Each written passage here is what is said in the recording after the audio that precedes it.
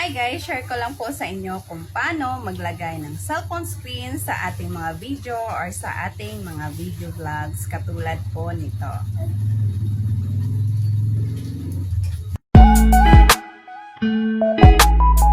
So ito na nga guys, kung paano maglagay ng cellphone screen sa ating mga video or vlogs. Ang una lang po natin gagawin guys ay pupunta lang po tayo dito sa ating Play Store. Pag nakapasok na po tayo guys, ay i-search lamang po natin or i-download ang CapCut application. Pag naka-download na tayo guys, ay pupunta na po tayo sa ating pangalawang gagawin. Dito po sa Google or Chrome ay mag-download lang po tayo ng green screen mobile background. At pag andito na tayo guys, ay i-click natin ang image guys at marami na pong lalabas na green screen mobile background.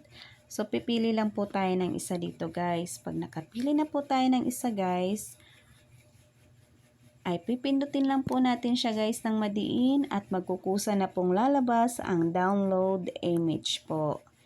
Ayan, may nakalagay po sa taas na file downloaded. Ibig sabihin yan guys ay napupunta na po siya sa ating mga album or gallery. So pag natapos na tayo dito guys, ay babalik na po tayo sa ating na-download na CapCut application. So dito na guys, magsisimula tayong maglagay ng cellphone screen sa ating mga video vlogs. Pag andito na tayo kay CapCut guys at ito na ang lumabas, ay pindutin lang po natin ang new project. Dito guys, mamimili na po tayo ng video na paglalagyan natin ng cellphone screen. Pindot lang po tayo ng isa guys at i-click natin sa baba ang add.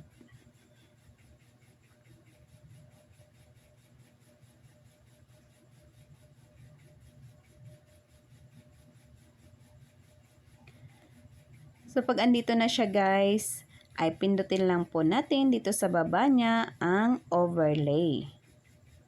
At pindutin pa po natin ang add overlay. So ayun guys, pag napindot natin yung add overlay, ay mapupunta ulit tayo dito sa ating album guys. Pindutin lang po natin sa katabi ng videos ang photos. Ayan, dito na natin makikita guys ang dinownload natin na green screen mobile background. Pindutin lang po natin siya guys. At pindutin din po natin sa baba ang add. So pag andito na siya guys, nakapatong na po sa ating video guys, ay gamit ang ating mga daliri ay palalakihin lang po natin ang kanyang sukat. Kung ano ang laki ng ating video guys, ay dapat ganun din kalaki ang ating cellphone screen. Ayan, pag napalaki na po natin guys, ay hanapin natin dito sa baba ang cutout. At pindutin po natin ang chroma key. Ayan, pag ito na ang lalabas guys, ay pindutin po natin sa ating mobile screen background at lalabas na po sa baba ang intensity at shadow. Pindutin lang po natin ang intensity guys. Intensity guys. At dito i-adjust lang po natin ang kulay ng ating cellphone screen. At pindutin din po natin itong shadow guys. I-adjust lang po natin para sa linaw ng ating cellphone screen. Ayan guys, kung tama na po yan sa inyo, ay pindutin lang po natin ang check. So dito guys, makikita po natin mas malaki ang ating video sa ating cellphone screen, ay pindutin po natin dito sa baba ang ating video guys. At paliliitin po natin ito gamit ang ating mga daliri at ipagkasya natin dito sa loob ng ating cellphone screen. Ayan, pag nakita nyo yan guys, kung tama na po sa inyo ang sukat, ay pwede na po natin itong i-play. para makita natin ang ating video na may cellphone screen. Hi guys, share ko lang po sa inyo kung So pag ganito nangyari guys, na wala ang cellphone screen sa ating mga video vlogs, ay babalik lang po tayo dito sa unahan. At pindutin po natin ang green screen o cellphone screen sa baba guys. At ipapantay po natin ang sukat or haba. Kung gaano kahaba ang ating video guys, ay doon din dapat ang cellphone screen. Background po. Ayan. I-play natin siya ulit guys.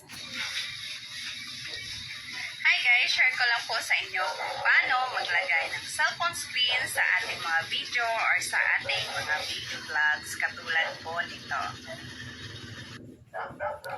So pag anya na guys, ganito na po kung sa tingin nyo ay tama na po ang ating nagawa na cellphone screen or maganda na sa paningin nyo guys, ay pwede na po natin itong i-export or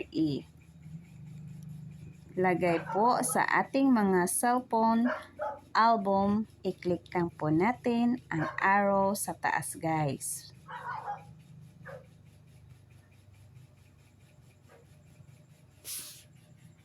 Ayan, pag ito na po ang lumabas guys, ibig sabihin ay mapupunta na po ito sa ating mga cellphone or album. So dito guys, ay pwede na natin silang i-upload sa Facebook or kung saan man natin gustong i-upload sila guys. So ayan lang guys, share ko lang kung paano maglagay ng cellphone screen sa ating mga video vlogs. Sana guys ay may natutunan kayo sa aking share na video ngayon. Pa-follow and comments na lang po. Salamat!